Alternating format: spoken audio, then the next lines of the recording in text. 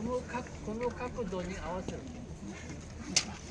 これね、本当はまあ、こういうふうにまっすぐ切るとですね、ここにやった時に、こう出っ張るわけですよ。ですから本当はこれ板の厚みの部分もこう切りたいわけです。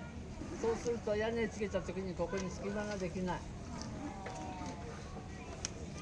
そのためにはこの角度に合わせて、こうですね。そうですよね。わかります？こ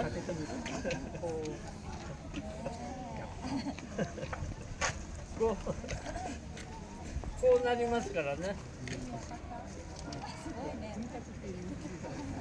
こっちが前で、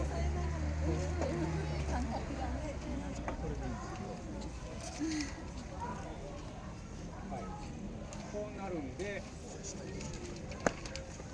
そうすると20より下になっていくから、いやいや、ですからこう切る、こうなるんです。切るこっちは。ですからここにこう合わせたら、こう合わせればいいんです。定規があるんですよ。賢い。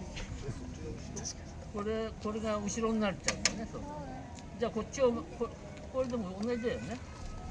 こっちが後ろになればいい。